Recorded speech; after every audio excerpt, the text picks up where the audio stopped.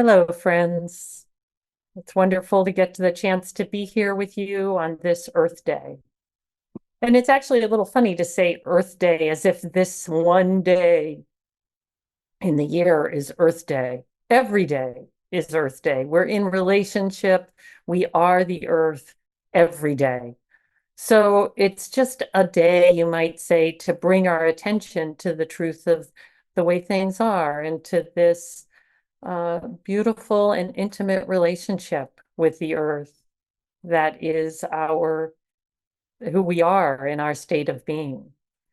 And in this sharing today, I want to offer to you a little bit some reflections and some comments on a particular way that we can notice and be in relationship with the earth and with each other, and framing this around the second precept. For those of you, some of you might be very familiar with that word precept. It's the word that is used to describe the five guidelines, five ways that the Buddha set forth for us to be in relation with each other and really with ourselves. Five guidelines for ethical behavior. And all of the precepts are framed around harmlessness, around how do we not cause harm to ourselves, to those close to us, and to everyone. And the second precept is one that is my particular and personal favorite. And in its simple, crudest form, it's not to steal. There's a more refined version, which is not to take what has not been freely offered. And this precept has the potential of being such a doorway to our relationship with each other, to the human-built world around us, as well as to the earth. And there's a external expression of it that's about our ethical and generous behavior and interaction with each other in the world. And there's also an internal expression of this precept of not taking what has not been freely offered that is a very profound expression of our spiritual practice and has a very beautiful onward leading invitation in it. So I'll break it down into two different aspects, the aspect of the external, and then we'll talk more about the internal and see how those two come together. So the external is pretty straightforward on its simple form, not to take what well, first, not to steal. So this is a way that we respect each other and we respect community. And it's a way of offering safety, offering freedom from fear to each other, that what is dear to us, what we need for our safe and well-being will not be taken by others. And this in each day, each of us in so many ways, every time we don't pick up something that isn't ours, we're participating in this precept. The more subtle thing of not taking what has not been freely offered starts to point to the possibility of not leaning forward and reaching out and something that maybe is ours and maybe isn't. You may have noticed in your own practice, in your own life, the difference between you see something that's fallen on the ground, you're out on a walk and something's fallen on the ground, and it's not clear whose it is. And I can think of myself, my younger self, who would be like, woohoo, I just found something. This is now mine. And I get to take it with me. And then as we become more attuned, we realize, oh, actually, this isn't mine. This wasn't offered to me. Somebody has lost this. And that's this subtler version is why I'm always touched when I see somebody has taken a hat that's fallen down and has put it up on a post so that the person, when they come back looking for it, can find it. And this is just a way of offering kindness out into the world.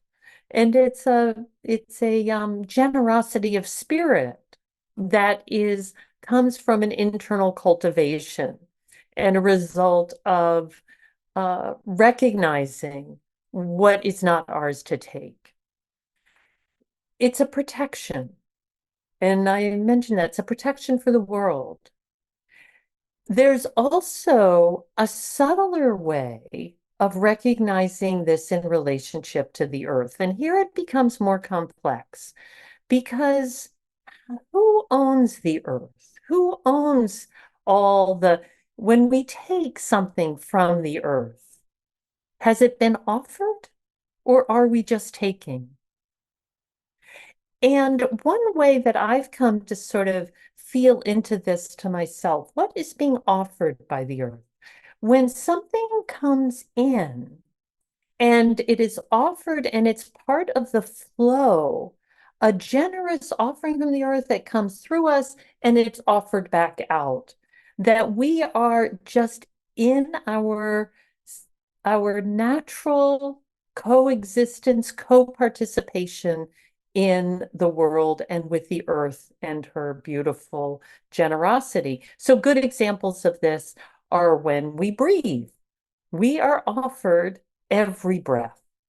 And and to feel how we inhale and we exhale in this, we are taking what is so beautifully been offered, and we don't hang on to it. That would be to not be able to participate in breathing, but we breathe it back out and we offer it. We're just in the flow of that.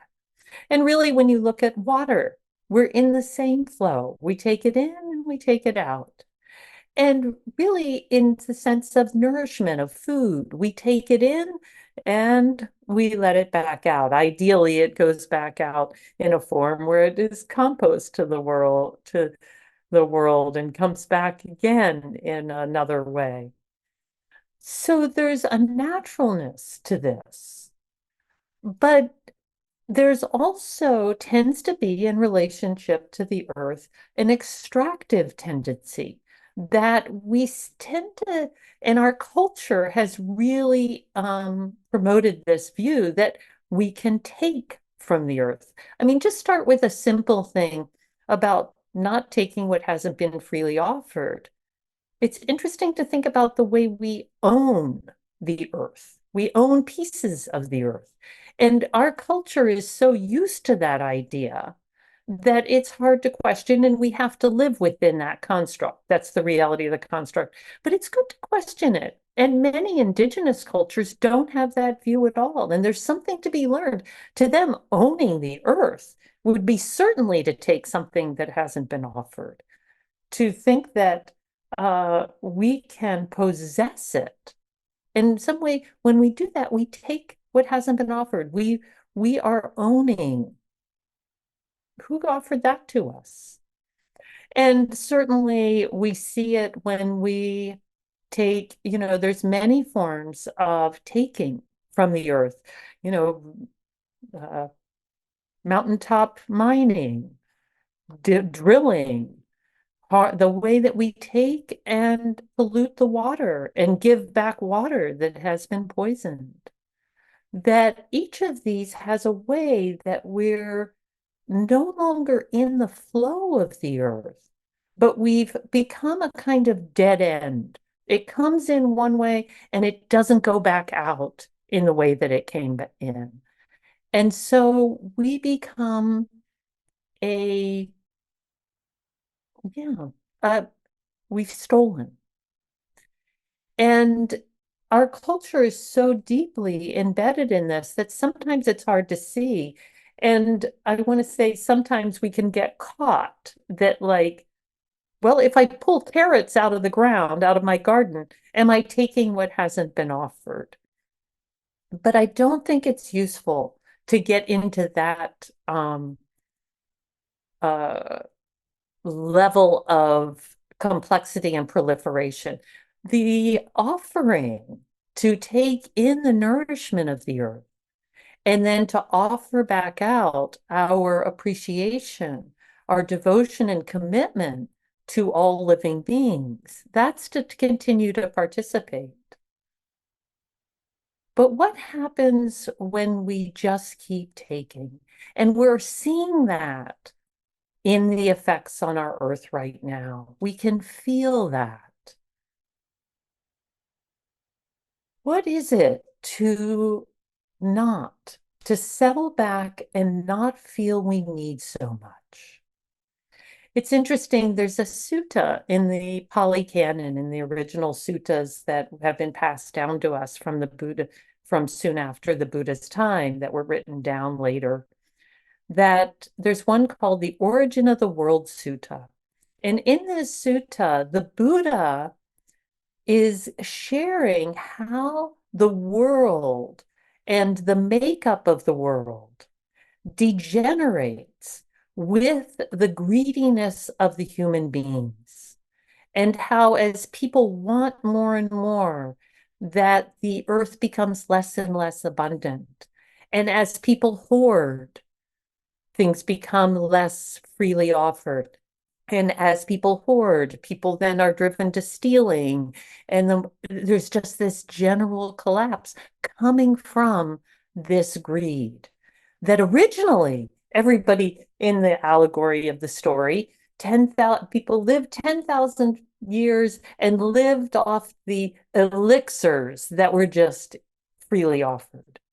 And in some ways, it's a beautiful story of this more and more clinging and the impact of that. Fortunately for us, that sutta also points to when we stop hoarding, when we start softening, when we open our hand, that the world can recover, that it can come back into its health. And the human beings in relationship to it can come into their health as well. When we think about this, how much do we need? What do we take? It's really good to refer back to the monastic tradition, because in some ways, this is what the monastics are demonstrating. It's part of the necessity of having monastic practitioners, and that their ownership is limited to their bowl, to their robes, to the medicines they need. And they can't even hoard overnight. And this is in the Theravadan tradition. The rules are very strict. So there's no hanging on. And in doing this, they're making themselves fully available to receive what is offered each day. And the invitation to monastics in this constant availability for receiving but not keeping is an invitation into contentment, into not leaning forward. So I just want to be clear, this isn't to pass judgment on our savings account, or if conditions have been such that we own a house or own a car where that's possible, but it's to open the question of how much do we need? How much do we need to take as ours? And this point, there's a wonderful little poem by Ryokan, a Japanese practitioner of, I'm sorry, I don't remember what century, but he's long, long past. But this is what he says. Without desire, everything is sufficient. With seeking, myriad things are impoverished. Plain vegetables can soothe hunger. A patched robe is enough to cover this bent old body. Alone, I hike with the deer. Cheerfully, I sing with village children. The stream under the cliff cleanses my ears. The pine on the mountaintop fits my heart. I hope you can hear in that how the simplicity is directly connected with the contentment, with the ease.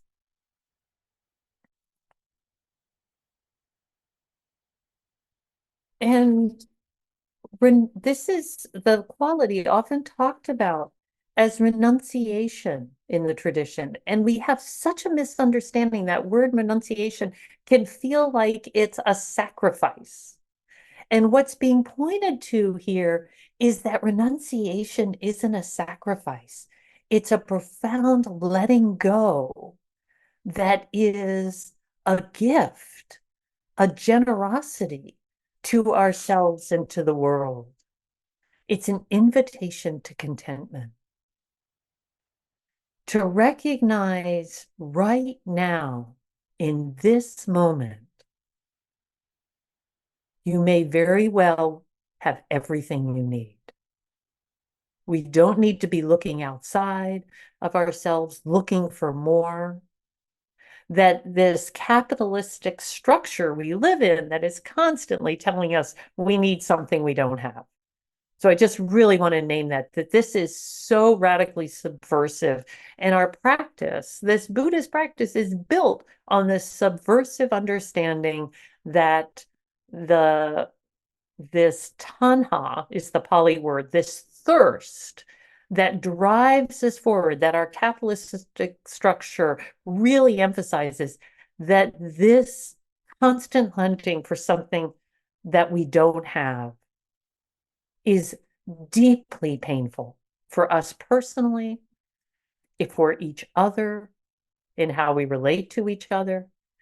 And the earth has taken the brunt of this as well. And our own minds have also fallen victim to this endless search. So the question comes, can we find contentment in what is offered? What's already here? As I was saying, in the next breath, if you've really sat with your breath and felt that beautiful cherishing of what an incredible thing it is to breathe. What is it to go to the faucet and realize how incredibly amazing it is that you have a faucet? If you do, or if not, I hope you have still a source of water. And to drink from it, to drink the water of the clouds and the rain, to drink the water that has come rising off the ocean, and to let ourselves feel what an incredible gift to be in this world where this water arises and comes through us and nourishes us, allows everything in us to move and dance.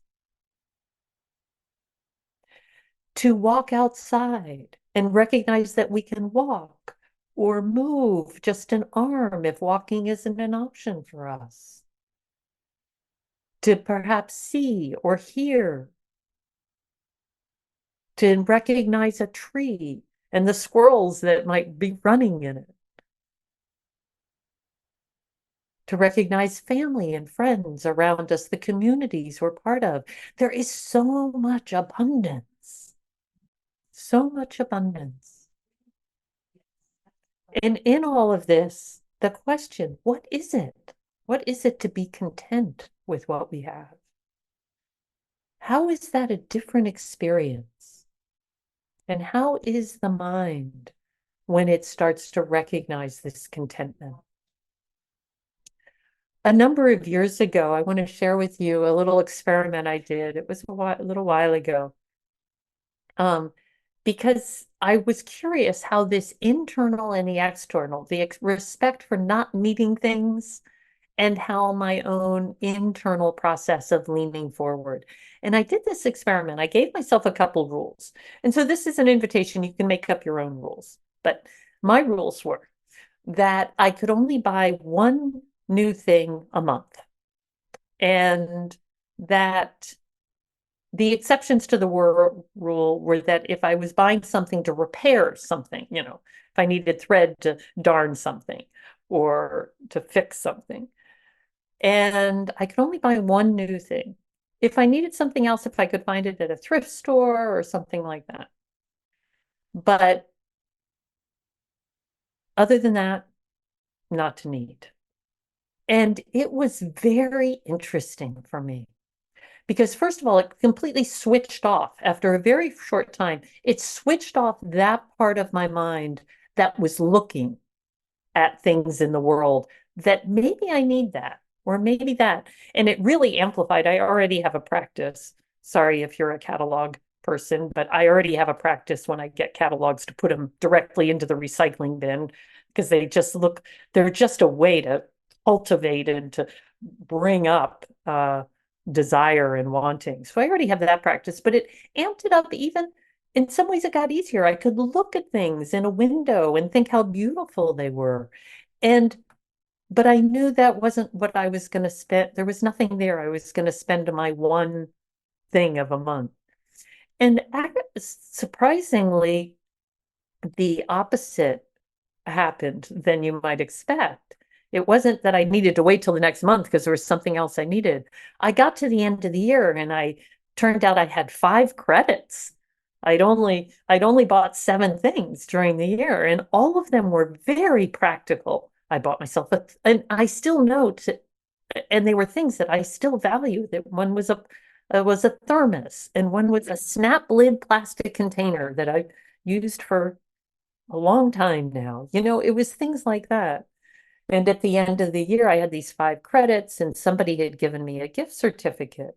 And so for at a online clothing thing. So I ordered things I was thinking, oh, I'll use my 5 credits. I sent everything back. I realized there was nothing there that I wanted. The contentment with what I had settled into me in a way that there was no sense of like, I need that. So for me, this kind of brought together a respect for the earth, that all this proliferation of the stuff of the world, I didn't need to participate in the same way as I perhaps, even though I'm not somebody who buys tons of stuff, I participate.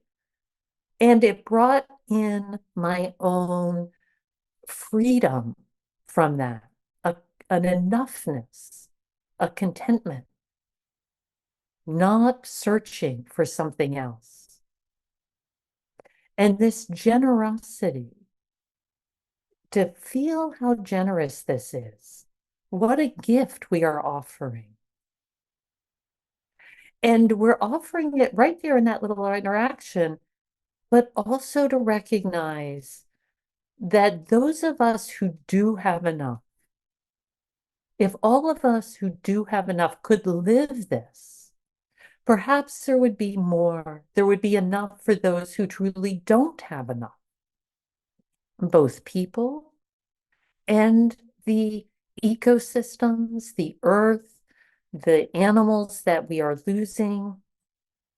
That if we don't take so much, that we're actually giving life to all the other beings in this world.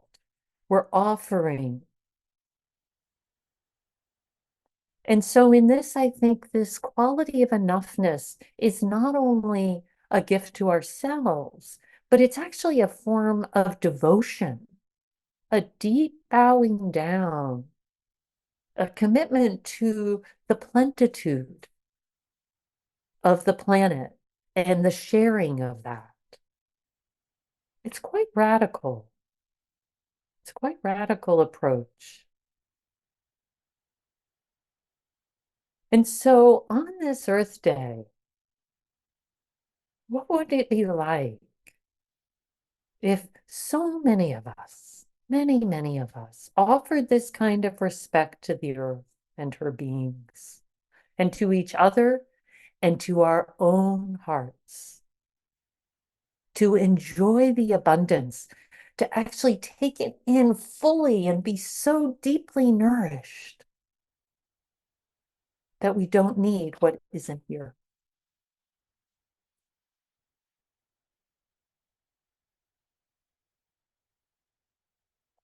I do want to make a comment that it's important in this practice, is to live the question, to be curious about it, to not take this on as something to beat ourselves up with or to judge others, And that it's about our own practice and watching our own state of mind. This is a deeply spiritual practice.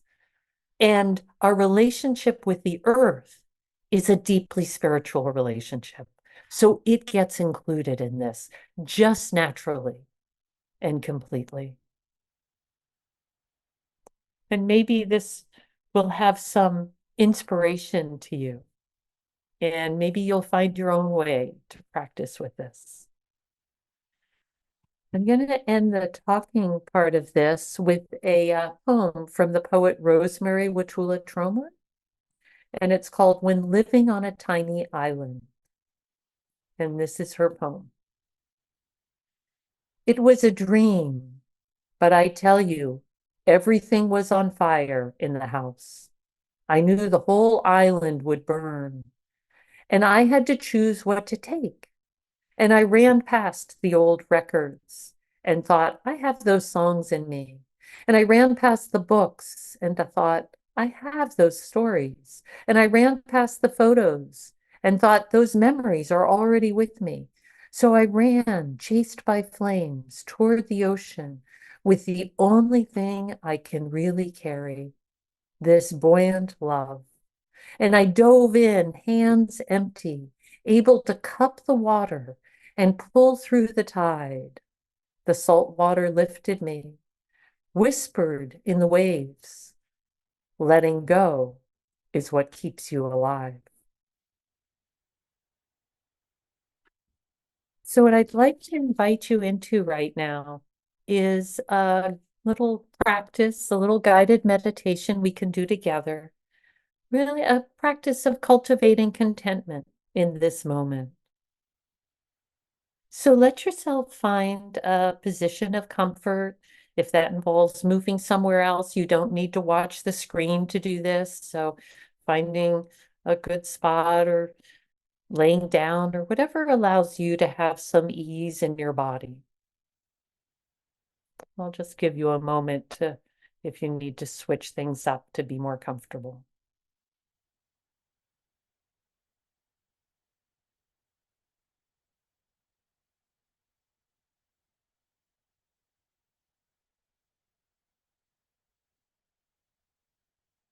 And then beginning, as is always so helpful, by feeling our bodies. Feel this precious body, this miraculous, alive, dynamic body that is your temporary clothes on this plane, on this planet at this time. Feel your limbs, feel the core of your body. And as you do, see if there's a little more softening and relaxing that you might invite. Perhaps the shoulders softening, perhaps around the eyes softening.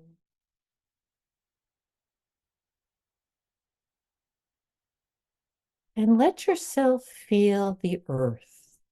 Feel the earth below you. Whether you're high up in a building or sitting right on the ground, the earth is below you. It is supporting you. Feel its density, its abundance.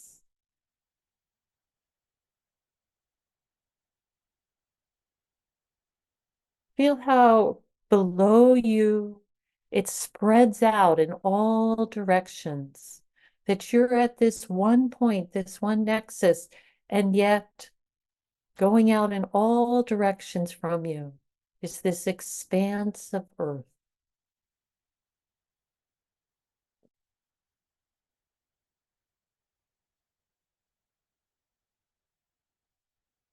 And let yourself feel this support, softening into it, feeling the hug of gravity as you get pulled close, held near.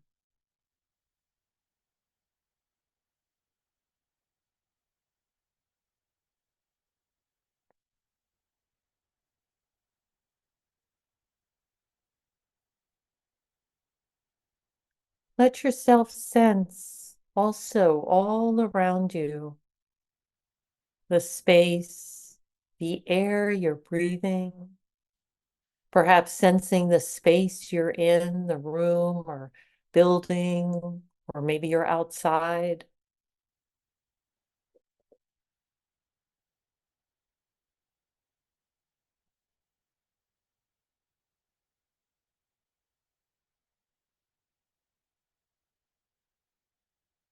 And acknowledging as you sit here in contact with the earth, sitting in the space that you're in, whether it's quiet or noisy, alone or others around, that you are sitting in the midst of all of this. Feel your body, notice your heart, notice if there's emotions, a mind state.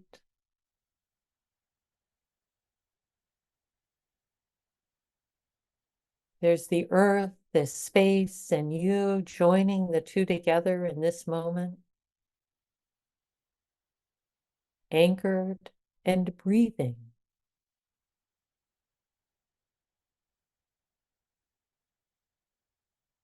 Feel the breath, perhaps taking the next breath, feeling the nourishment, the abundance, the gift of this breath.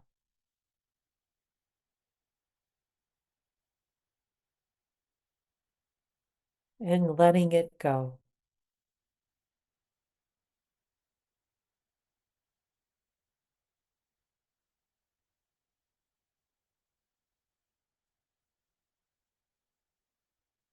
And the next breath.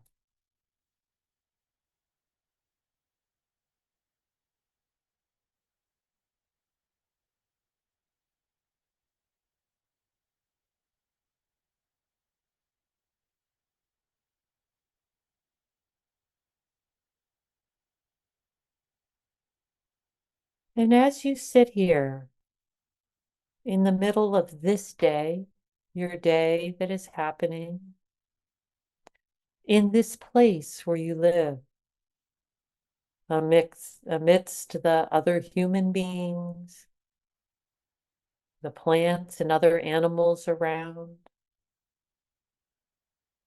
the conditions in which you sit, whatever they may be. See if you can take in this moment, taking them all in, letting them be known without resistance, that these are the conditions of this moment.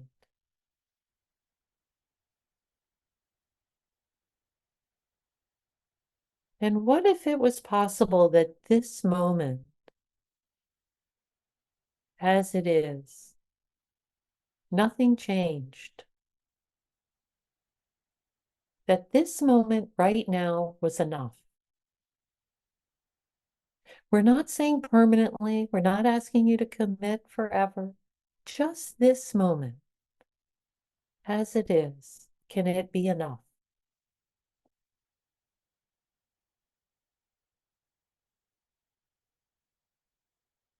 Are you okay in this moment? Can you see that you're okay? You might notice that there's movement in your mind, movements of leaning, of wanting. So notice when those come up, wanting to do something else, be somewhere else, get something. And let yourself see that, not with judgment or blame,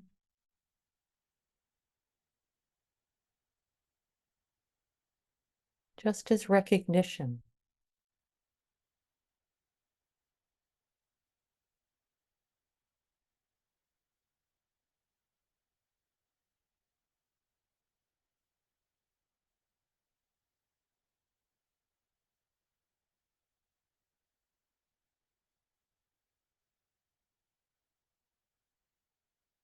You might notice this subtle oscillation between settling back, that this moment is enough, and then some sort of leaning forward, pushing into some other moment.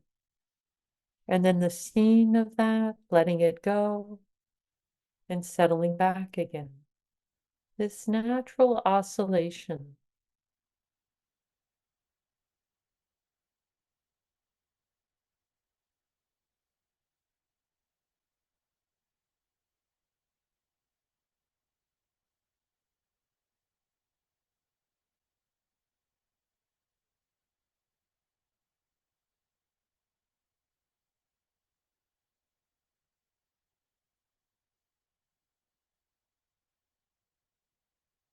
Whenever you feel yourself leaning forward, maybe into what you're going to do when this is done or what you need to do, see if you can settle into your back body, back into the body, settling back, leaning in to this earth, this contentment, this moment.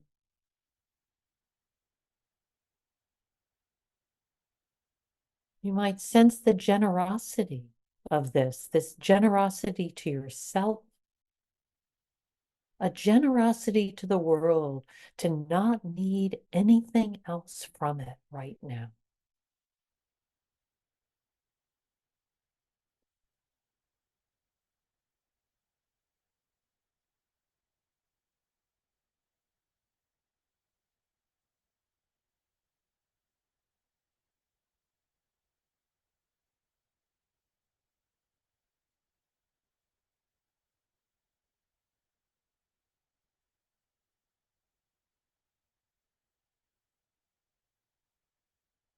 Perhaps as you have moments of this settling, you might allow your attention to land in your heart center, this upper part of our chest that has a tenderness, a vulnerability.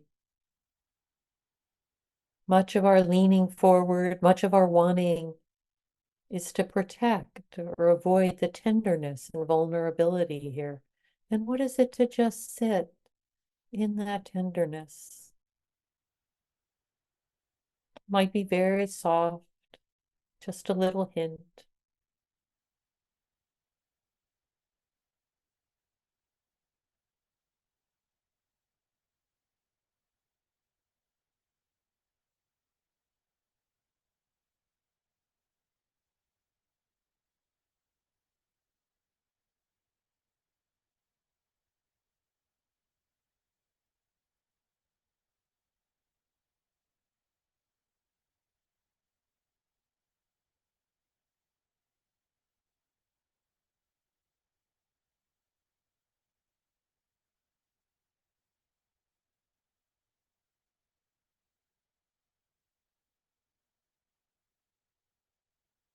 You might offer right here as you sit, offer these moments of contentment, of not needing something, however fleeting, as a kind of devotion to the earth.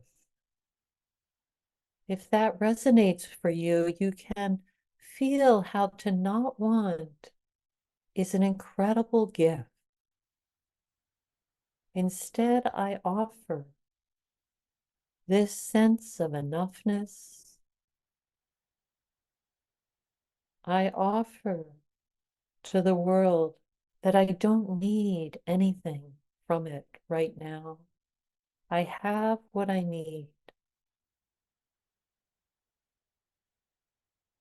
I can appreciate and love the world for what it is, not for what it gives me, what I get from it. Just settling back, feeling the next breath.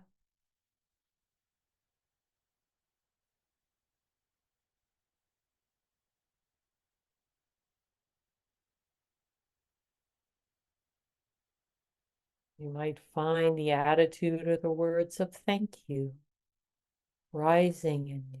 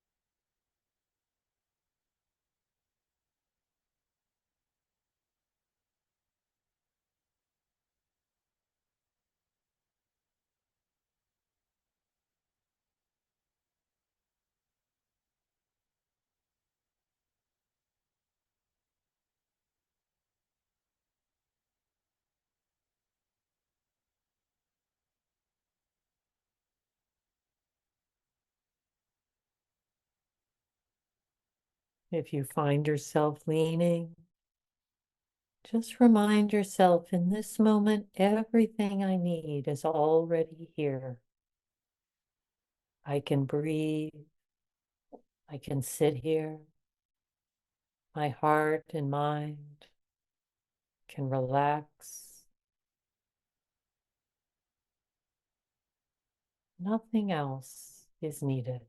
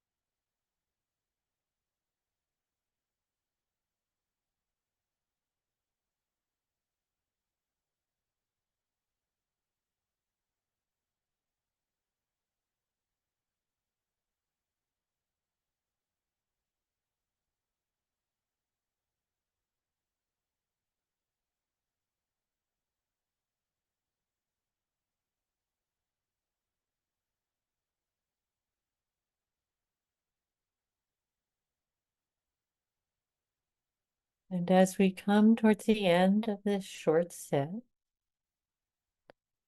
what I'd like to invite you to do is slowly, when you feel ready, staying connected with your body, feeling the earth beneath you, of which you are a part. As you're ready, open your eyes and look around, not necessarily at the screen, and see if you can keep some semblance, coming in and out of it perhaps, of this relaxed settling back, that what you see just comes to you as an offering, that perhaps there's an appreciation of what's here. Maybe if you're near a window, looking out a window, without needing to get anything from it.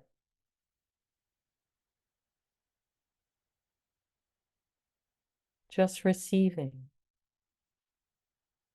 And maybe after we're finished here in a moment, if conditions allow, maybe you can walk outside and take in the sky, blue or cloudy or rainy. Take in the plants, whether it's just a blade of grass or a stick or a tree, and see what it's like to just receive it, not to go out and get it and take it and need something specific from it, but simply allow it to be received as a gift. And the gift you offer back is needing nothing, being complete already. And to this, we can dedicate this practice time together, that all may have enough, that the earth may be respected for all her abundance, and that we can recognize that we are in this generous and abundant flow with the earth. And our practice is to respect and rejoice in it.